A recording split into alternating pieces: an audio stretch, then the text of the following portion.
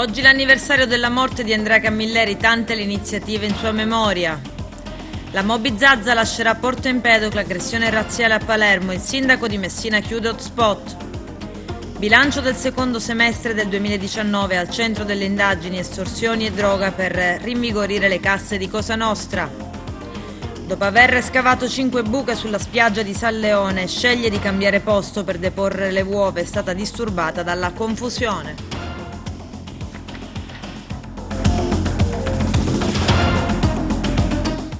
Bentrovati gentili telespettatori al nostro appuntamento con l'informazione. Oggi un anno senza Andrea Camilleri, è l'anniversario della scomparsa del papà del commissario Montalbano. Si moltiplicano le iniziative per ricordarlo e celebrarlo, spazi filmati e un libro, ma anche delle polemiche a fare da contorno. Ci sono i nostri servizi.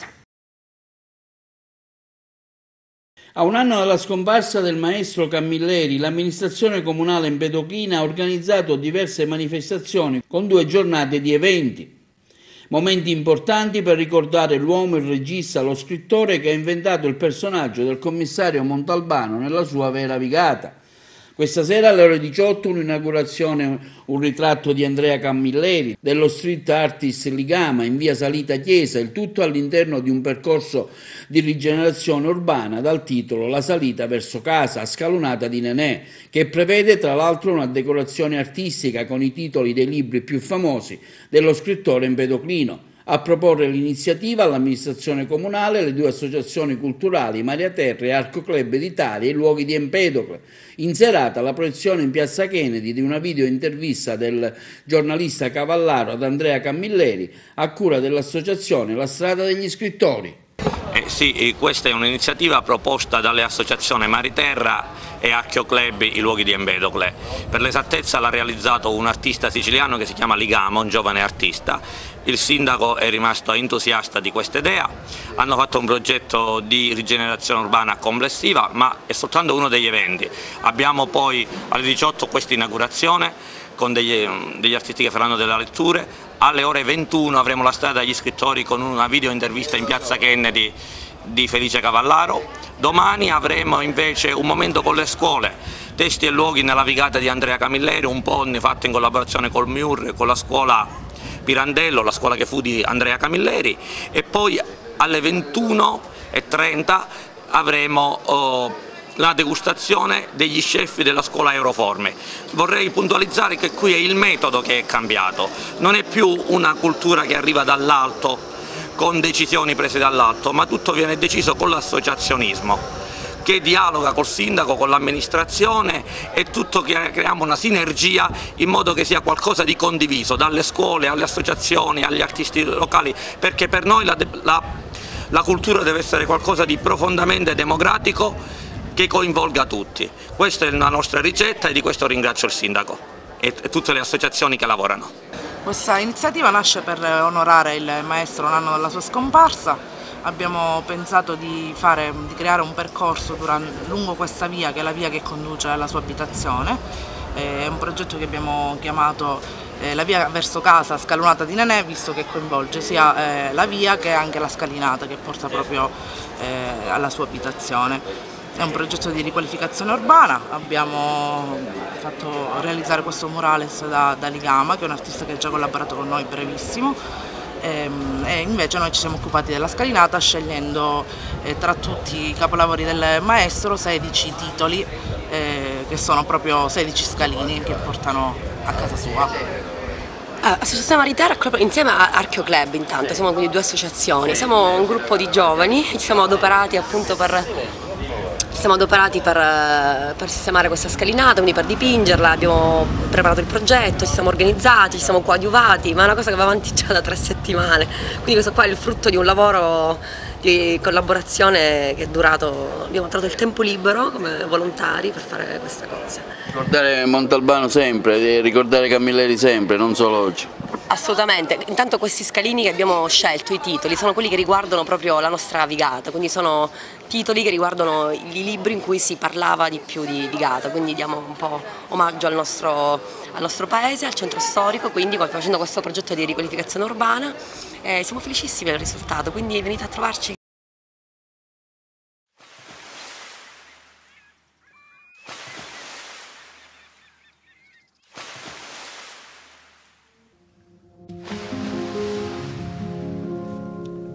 Che altro dirti di me? Non sono in condizioni di suggerirti qualcosa sull'uso della tua vita. Come usare della propria vita lo si impara solo vivendola. A me, ad esempio, è toccata la cecità a 90 anni. Non è stato per niente facile. Potevo decidere di lasciare andare tutto, compreso me stesso. E invece, proprio per questa fiducia nell'uomo e quindi in me, ho saputo trovare un modo di reagire. La stessa posizione ho verso la morte. Non ho paura di morire. Mi spiace solo enormemente di dover lasciare le persone che più amo.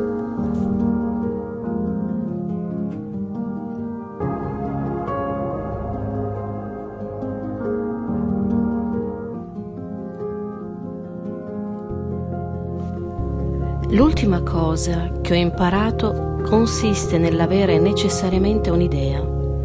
Chiamala pure ideale e a essa attenersi fermamente, ma senza nessuna faziosità, ascoltando sempre le idee degli altri diverse dalle proprie, sostenendo le proprie ragioni con fermezza, spiegandole e rispiegandole e magari, perché no, cambiando la propria idea.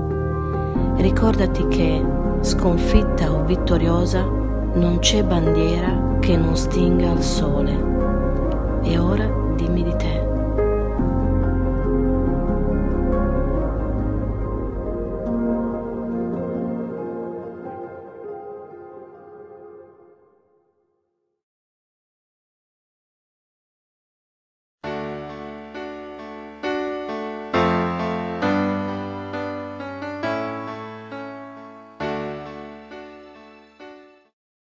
Presentato il libro di Paolo Cilona sullo scrittore empedoclino Andrea Camilleri a un anno dalla sua scomparsa, dal titolo Un anno dopo, edito da Alessandro Accurso Tadano del Mercando dei Libri. All'evento svoltosi presso il giardino del Bar Patti, tanta la gente presente che con attenzione ha ascoltato la relazione del dottore Cilona, accompagnato da Enzo Alessi, Gerlando Cilone e Giuseppina Terrasi, che hanno raccontato vari aspetti dello scrittore Andrea Camilleri. Il libro approfondisce varie tematiche con gli amici di gioventù, i compagni di liceo, la devozione dello scrittore empedoclino a San Calogero, i suoi premi letterari, delle cittadinanze onorarie, della tumulazione al cimitero cattolico di Roma. Tra le iniziative prossime il centro Cepasa deporrà una targa dietro la casa natia di Camilleri, sita in via Luigi Laporta 6.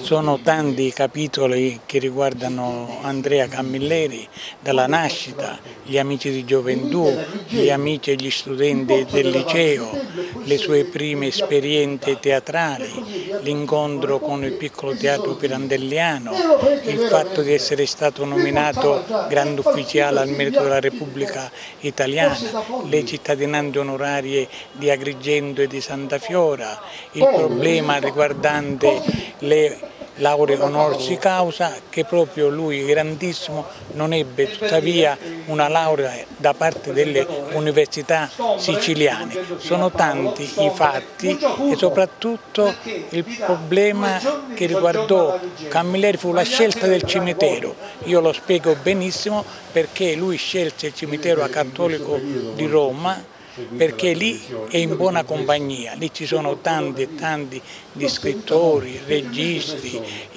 pittori, diplomati, personaggi di grande rilievo, per cui è assieme a lui ad Antonio Gramsci e proprio accanto a Gramsci oggi riposa in pace Andrea Camilleri. A un anno dalla sua morte si pubblica l'ultima edizione, il Riccardino. Beh, questo è anche una iniziativa editoriale messa da parte perché a volte le programmazioni editoriali nascono appunto dopo il postumo della morte dello scrittore. Quindi auguriamo a Riccardino tanta fortuna e possa essere letto da tanti lettori. Con lo spazio di Camilleri culturalmente resterà uno spazio vuoto, però in televisione le sue fiction registrano sempre il massimo di ascolti.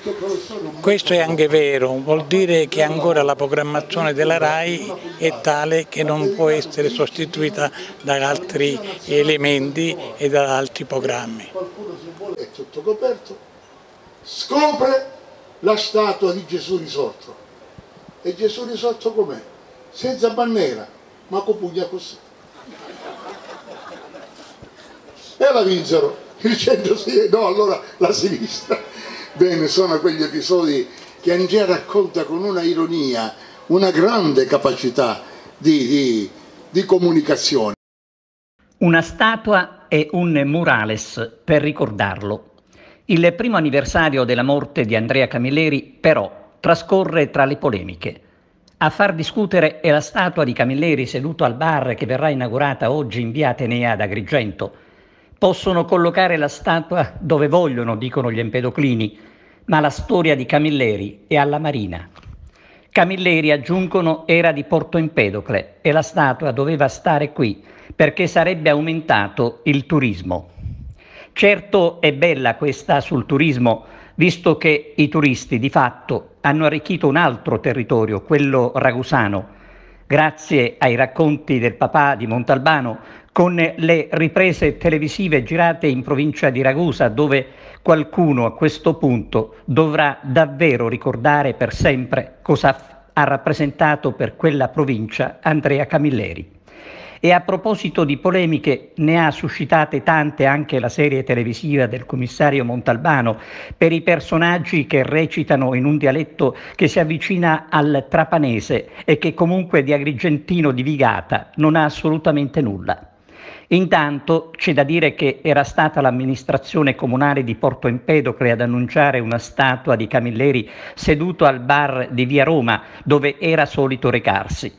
Nel giorno dell'anniversario della morte dello scrittore sarà invece il sindaco di Agrigento a procedere alla inaugurazione dell'opera, con le polemiche che sicuramente non finiranno qui, alimentando veleni tra passato e presente.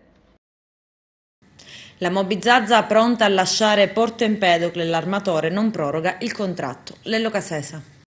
La nave Moby Zazza, ormeggiata a Porto Empedocle, continuerà ad essere impiegata come struttura per la quarantena fino alla conclusione del periodo di sorveglianza obbligatoria.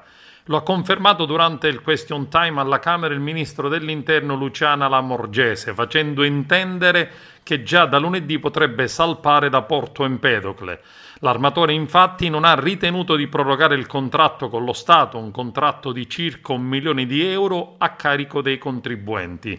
Quando l'ultimo migrante a bordo della Moby Zazza finirà la quarantena e dopo l'esito dei tamponi, il traghetto probabilmente già da lunedì sarà dunque restituito alla società. Anche gli 11 dei 30 migranti risultati positivi stanno per essere sbarcati e trasferiti. Il doppio tampone al quale sono stati sottoposti, eseguito nei giorni scorsi, ha dato esito negativo. Nella zona rossa resteranno al momento 19 persone, di queste soltanto 4 sono ancora positive al coronavirus, c'è poi qualche caso dubbio, i familiari di coloro che appunto sono ancora positivi.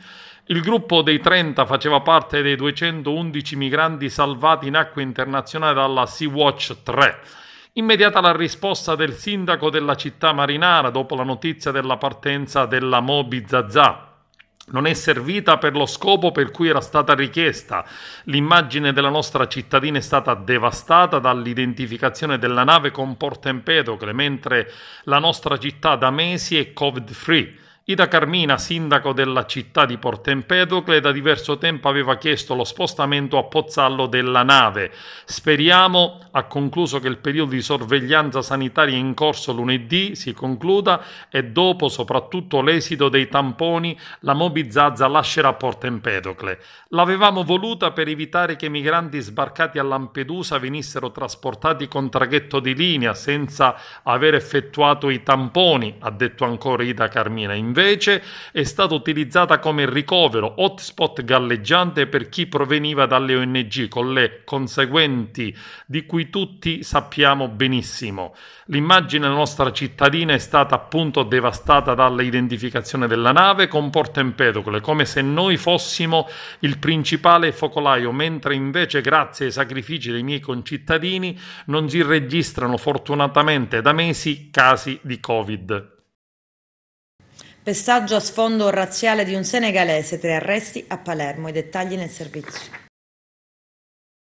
Misura cautelare della custodia in carcere nei confronti di 3 malviventi ritenuti responsabili di più condotte penalmente rilevanti nei confronti di un giovane senegalese aggredito e minacciato a più riprese sullo sfondo di una subcultura fortemente discriminatoria. In manette Claudio Lucania, 31enne, Roberto Ventimiglia, anche lui 31enne, Salvatore Riccardo Ventimiglia, 28enne. I poliziotti del commissariato di Palermo hanno lavorato senza sosta per assicurare alla giustizia gli autori di un autentico pestaggio in danno al giovane senegalese regolarmente soggiornante in territorio nazionale e peraltro ben inserito nel contesto socio-lavorativo cittadino. In via Beati Paoli il giovane straniero era stato quasi centrato da una vettura sportiva che a velocità sostenuta era sfrecciata sulle strade del centro città.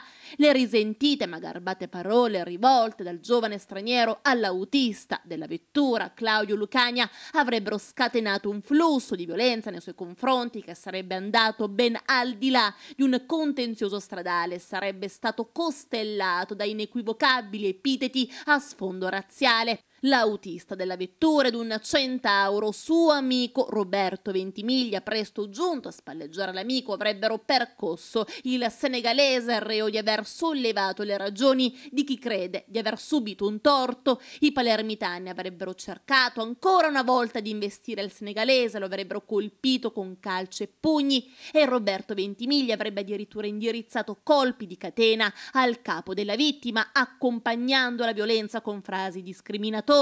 Soltanto l'intervento di un residente palermitano della zona, testimone della cieca violenza, avrebbe evitato peggiori conseguenze al senegalese.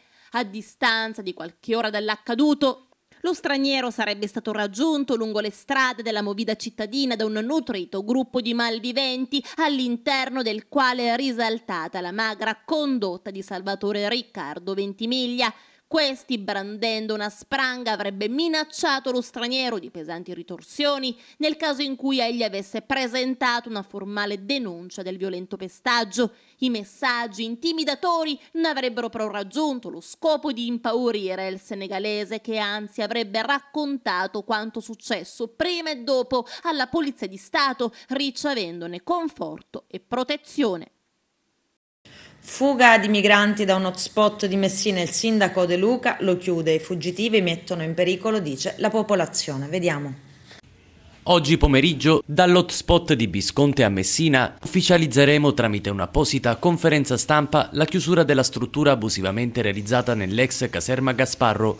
Ciò che è successo mercoledì sera con una trentina di migranti ancora a piede libero ricercati dalle forze dell'ordine è un fatto che non può e non dovrà più ripetersi. La cittadinanza è preoccupata e non posso permettere che nel mio territorio regni sovrano il disordine. I migranti fuggono indisturbati per la città, mettendo in pericolo la popolazione e dobbiamo pure stare in silenzio senza protestare? Non ci sto, per tale motivo dico basta a questo mercimonio. Se a livello regionale non si riesce a fare la voce grossa con Roma, accettando supinamente tale condizione, da adesso a Messina si cambia e anche subito. Lo afferma il sindaco di Messina, Cateno De Luca. Una storica decisione, quella del primo cittadino, il quale oggi pomeriggio, a partire dalle ore 18, provvederà all'affissione del provvedimento all'ingresso principale dell'hotspot di Bisconte. La direzione investigativa antimafia traccia un bilancio del secondo semestre del 2019, al centro delle indagini estorsioni e droga per rinvigorire le casse di Cosa Nostra, il servizio del nostro direttore Arturo Cantella. Conferenza stampa stamani da parte del vicequestore della Polizia di Stato di Agrigento, dottor Roberto Cilona, presso la locale sezione operativa della DIA per illustrare le principali novità contenute nella relazione del Ministro dell'Interno al Parlamento sull'attività svolta e risultati conseguiti dalla DIA nel secondo semestre del 2019 relative alla provincia di Agrigento. E come nostro consueto agire, la Direzione Investigativa Antimafia semestralmente presenta per il tramite del Ministro dell'Interno una relazione sullo stato di quello che è il crimine organizzato a livello nazionale. Nello specifico, per quanto riguarda la provincia di Agrigento, nel semestre di riferimento, che è il secondo semestre 2019, Il territorio è stato interessato da importantissime operazioni di contrasto da parte delle forze di polizia, prevalentemente a quella che è l'area militare delle consorterie mafiose. Mi riferisco in particolare, ma non in via esclusiva, alle operazioni Alicon dell'Arma dei Carabinieri e all'operazione Passepartout della Guardia di Finanza e dell'Arma dei Carabinieri, che hanno interessato rispettivamente le aree occidentali e orientali della nostra provincia. I dati che sono emersi da queste attività importanti sono quelli relativi a una mafia che tenta costantemente di acquisire e di consolidare il proprio potere sul territorio e attraverso appunto l'individuazione di soggetti dalla leadership importante, che sono quelli appena scarcerati, che hanno appena scontato la pena, che quindi ritornano sul territorio, che vengono immediatamente cooptati o essi stessi si prestano immediatamente a ridirigere la struttura criminale del territorio di riferimento. Inoltre, per quanto riguarda ad esempio l'operazione Passepartout, dalla disamina e dall'analisi criminale su quegli atti si rileva un interesse sempre vivo circa proiezioni e interessenze appunto economico-finanziarie con l'America del Nord. E questo è un dato significativo, è un dato sempre presente nella provincia di Agrigento. La semestrale della DIA inoltre è arricchita di un specifico focus quest'anno che riguarda appunto l'emergenza Covid. Si è trattato appunto di un'emergenza epocale su tutto una pandemia che ha interessato ovviamente a livello planetario tutte le nazioni. In Italia ci si è immediatamente interrogati su quale ripercussioni potesse avere sul territorio e soprattutto quali benefici potesse arrecare questa crisi a livello criminale. Ebbene, per quanto riguarda il territorio agrigentino è chiaro che si tratta di un territorio dal punto di vista economico assai depresso, dove le imprese vivono quasi una costante situazione di marginalità, quindi sono ai margini della competitività e sempre a rischio fallimento. La liquidità è un elemento molto importante nel funzionamento e nell'efficienza dell'attività imprenditoriale delle imprese nell'Agrigentino, e sicuramente l'emergenza sanitaria ha prodotto una flessione significativa nel circuito della liquidità e quindi molta povertà. Si sono venute così a determinare emersioni di lavoro nero, emersioni di situazioni sicuramente disallineate con il diritto tributario, ma soprattutto si è venuta a determinare, ripeto, una crisi di liquidità anche per le famiglie, e questo ha comportato sicuramente un'impennata di fenomeni quali quello dell'usura, della richiesta del prestito, non solo per le famiglie ma anche per gli imprenditori appunto che vivono questa atavica condizione di insicurezza economica. In tutto ciò il crimine organizzato è chiaro che disponendo di liquidità che deriva dai circuiti criminali, deriva dai mercati criminali, primo tra tutti quello della droga, ma anche e non secondo per importanza quello del gioco e delle scommesse clandestine, è potenzialmente in grado di venire incontro alle esigenze sia delle famiglie che degli imprenditori in crisi. Quindi è fortissimo il rischio oggi di una possibile captazione di imprese in determinati settori che hanno vissuto più di altri la crisi economica di questo momento da parte del crimine organizzato. Parliamo adesso del giallo di Palma di Montechiaro. L'autopsia conferma l'anziano è stato ucciso. Vediamo. Michelangelo Marchese, il pensionato di 89 anni che lunedì scorso è stato trovato morto con mani e piedi legati all'interno della propria abitazione a Palma di Montechiaro, è stato ucciso. Quanto accaduto all'interno della residenza di via Pietro Attardo nel centro storico della città del Gattopardo è stato dunque un omicidio. L'autopsia effettuata all'obitorio del San Giovanni di Dio dal medico legale incaricato dalla Procura della Repubblica di Agrigento ha dato la certezza categorica ad investigatori ed inquirenti. I risultati dell'esame autoptico verranno però depositati in procura nelle prossime settimane. Quanto già ieri emerso è stato però ritenuto interessante. Proprio all'esame autoptico veniva dato, già nei giorni scorsi, una grande rilevanza per far chiarezza e stabilire, oltre alla causa della morte, cosa sia effettivamente accaduto in quella casa di via Attardo.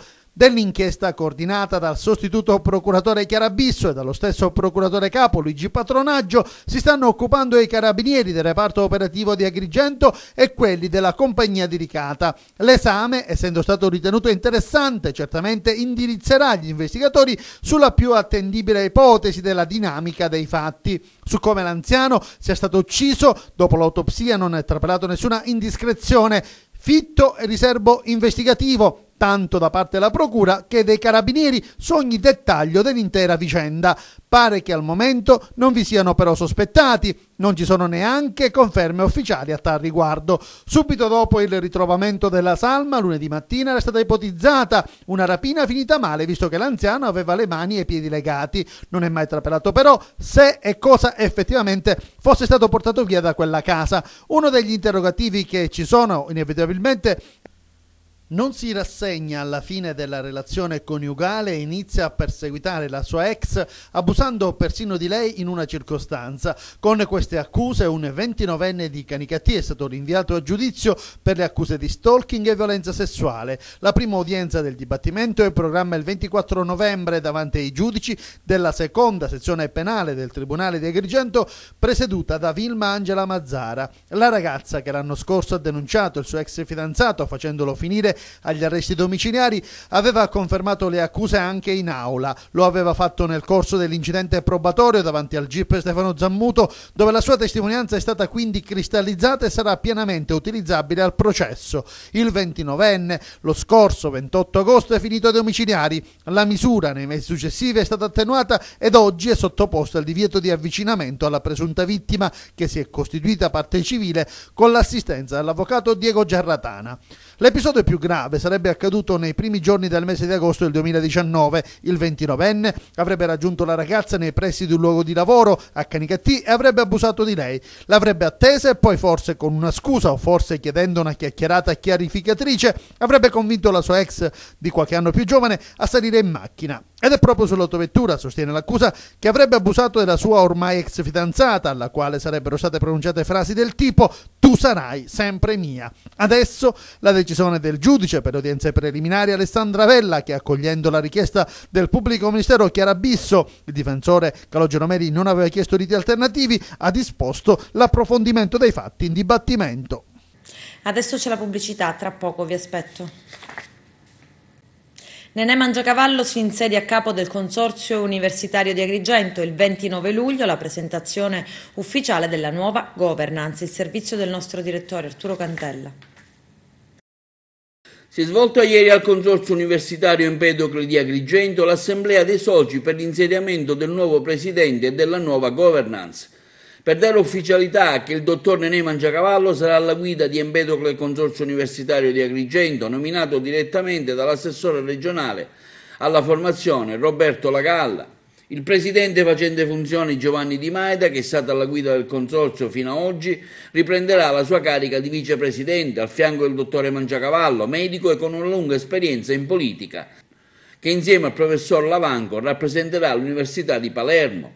Un sentito ringraziamento a chi ha gestito con difficoltà nell'ultimo periodo il consorzio universitario, in primis al dottor Giovanni Di Maeda, lo ha dichiarato il dottore Mangiacavallo, continuando: ho accettato con piacere la nomina di presidente di Empedocle perché credo fermamente nel ruolo fondamentale che il consorzio può avere per la provincia di Agrigento e spero che possa sempre diventare il volano della crescita non solo culturale ma anche economiche e sociali di un vasto territorio che possiede grandi e riconosciute potenzialità.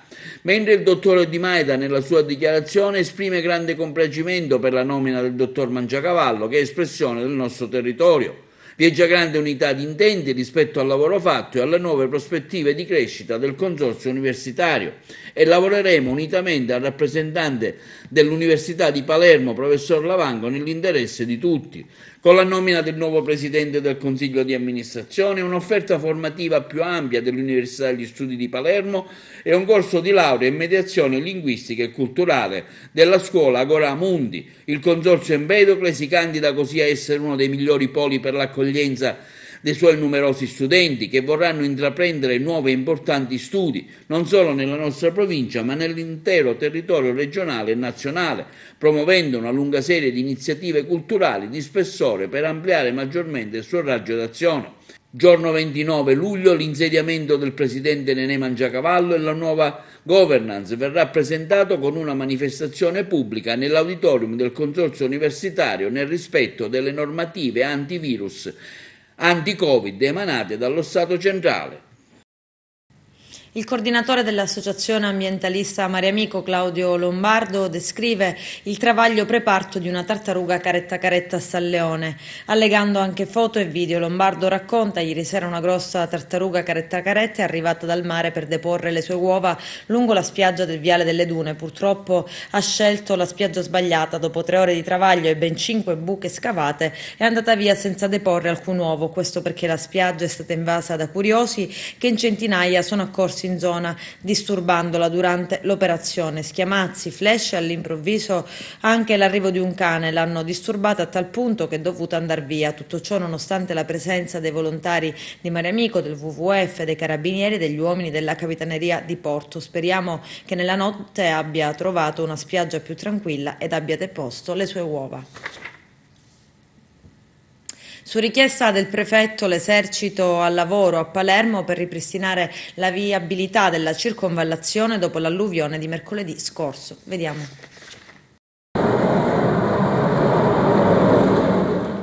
Dalle prime ore di questa mattina aliquote di militari del 4° Reggimento Genio della Brigata Osta sono tempestivamente intervenute su richiesta del prefetto di Palermo per ripristinare la viabilità in una delle principali arterie stradali della città, dopo lo straordinario evento climatico che ha colpito il capoluogo siciliano mercoledì scorso. Squadre specializzate dell'esercito sono all'opera con mezzi movimento terra presso i cavalcavia di Via Lazio e Via Michelangelo, sotto i quali si sono formati allagamenti che hanno coinvolto centinaia di automezzi rimasti completamente sommersi dalle abbondanti precipitazioni meteoriche.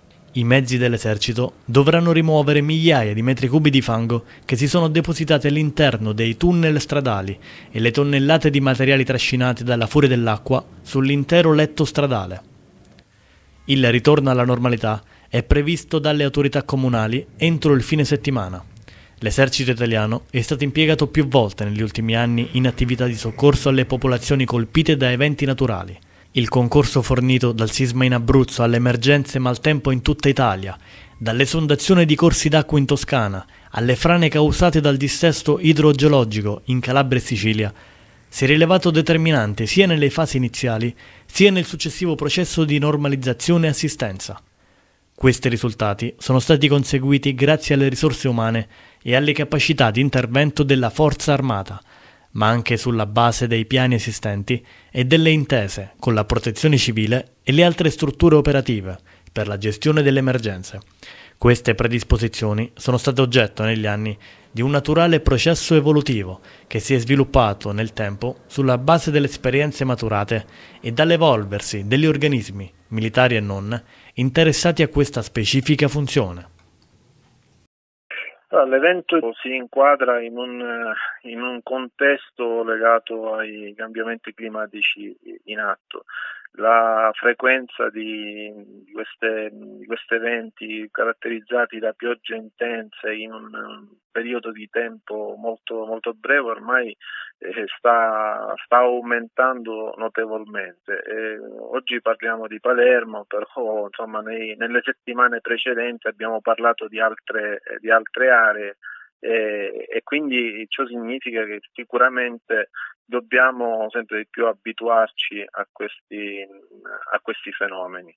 È chiaro che la natura si sta un po' ribellando a quella che è stata un po' la gestione del territorio nei decenni precedenti, soprattutto perché consideriamo che fenomeni di questo tipo anche in passato ci sono stati, magari non con questa tale frequenza, dove però magari non c'era un'urbanizzazione tale da causare così tanti danni. Nel caso specifico, quello di Palermo, c'è da dire che è una città molto urbanizzata e molto impermeabilizzata, per cui le acque, ancor più perché c'è un reticolo idraulico ma è antico, cioè assolutamente non adeguato, quindi le acque tendono a un certo punto a defluire in superficie. Preferendole chiaramente poi vanno a confluire nei settori più depressi, e la regione siciliana con i suoi sottopassi è una zona particolarmente vulnerabile da questo punto di vista, a rischio per le macchine che ci passano, e quindi il danno comunque che abbiamo visto è un danno alla fine derivante da questi fenomeni. L'adattamento a questo tipo di eventi deve essere un qualcosa che ci deve spingere molto verso la prevenzione, attuare misure di prevenzione, dei sistemi di allertamento in tempo reale, cioè alla fine si tratta di mettere degli idrometri che misurano il livello dell'acqua, e non appena il livello dell'acqua arriva ad un'altezza critica fanno scattare dei semafori rossi o delle barre per chiudere i passaggi e quindi impedire alle auto di rimanere intrappolate poi nel sottopasso. Ma esistono anche altri sistemi di allertamento, ad esempio i pluviometri, che in determinate aree già particolarmente esposte al rischio, nel momento in cui supera un certo quantitativo di pioggia fanno attivare dei sistemi di allertamento, e possono essere SMS o delle sirene che si attivano per dire alle persone: non passate o rimanete dentro, o agli amministratori o comunque a chi gestisce i piani di emergenza di attivarsi per salvaguardare persone e cose. Il sindaco di Palermo ha detto che un evento così non si registrava dal 1790, è stato così davvero eccezionale la bomba d'acqua registrata a Palermo? Sì, 130 mm d'acqua in 2 ore sono veramente tante, rappresentano il 20% dell'acqua che si registra generalmente in un anno, perché i dati di pioggia ci dicono che in quel territorio siamo sui 600-700 mm in media di pioggia annua. Arrestati il sindaco di Favignana per furto d'acqua e il capo dei vigili, sono 24 gli indagati. Il danno erariale è stimato in 2 milioni di euro. C'è il servizio. Nella mattinata odierna, militari del comando provinciale della Guardia di Finanza di Trapani, al termine di una complessa indagine di polizia giudiziaria, hanno dato esecuzione con l'ausilio di mezzi aerei e navali ad un'ordinanza di applicazione di 11 misure cautelari personali nei confronti di altrettanti soggetti, tra cui il sindaco del comune di Favignana, Giuseppe Pagotto, indagati a vario titolo per reati di corruzione, peculato, falso ideologico in atti pubblici, frode in pubbliche forniture, turbata libertà degli incanti e turbata libertà del procedimento di scelta del contraente, corruzione elettorale, abuso d'ufficio, smaltimento illecito di rifiuti pericolosi. Le indagini sono state compiute dalla tenenza di Favignana, che nel settembre 2017 era stata delegata dalla Procura della Repubblica di Trapani ad approfondire il contenuto di uno scritto anonimo in cui veniva segnalata una non trasparente gestione del comune di Favignana, nonché diversi presunti abusi d'ufficio commessi dal sindaco e da altri amministratori e funzionari pubblici di quell'ente. È stato in particolare accertato un accordo corruttivo tra il sindaco, il vice sindaco pro tempore ed un assessore del comune di Favignana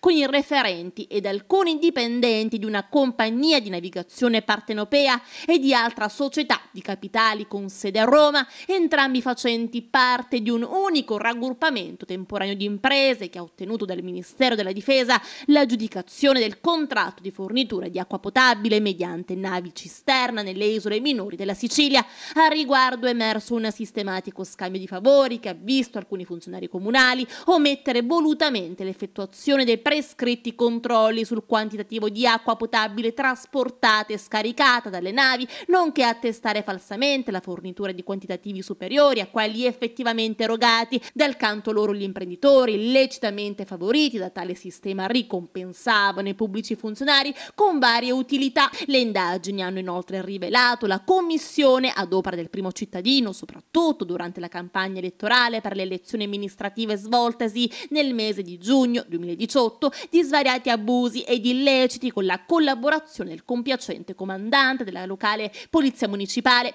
Infatti, da un lato è stato intenzionalmente omesso di espletare i dovuti controlli di competenza della polizia municipale nei confronti di taluni cittadini e di titolari di attività commerciali che appoggiavano la candidatura del sindaco, mentre dall'altro sono stati concentrati ed effettuati mirati controlli nei confronti di quanti erano ritenuti avversari politici del sindaco stesso. In tale ambito le indagini hanno permesso di accertare un esplicito accordo corruttivo tra il sindaco e il comandante della polizia municipale, il quale in cambio dei favori avrebbe prorogato il proprio contratto lavorativo in atto e la successiva stabilizzazione a tempo indeterminato, unitamente all'assegnazione dell'incarico ad interim di responsabile dell'area marina protetta delle isole Egadi, dopo che il precedente responsabile era stato destinato a svolgere l'attuale funzione di direttore del Parco Nazionale del Vesuvio. È stato accertato inoltre che il sindaco ricompensava il direttore pro tempore dell'area marina protetta, elargendogli somme di denaro pubblico ed altre utilità non dovute, come ad esempio il rimborso di spese connesse a numerosi viaggi effettuati per finalità private al di fuori della Sicilia e fatti figurare quali missioni istituzionali, nonché promettendogli uno strategico incarico di consulenza per la gestione della stessa area marina protetta, successivamente alla cessazione dell'incarico di direttore. Con questo è tutto, termina qui l'edizione del telegiornale. Grazie per la gentile attenzione e per essere stati con noi. A presto.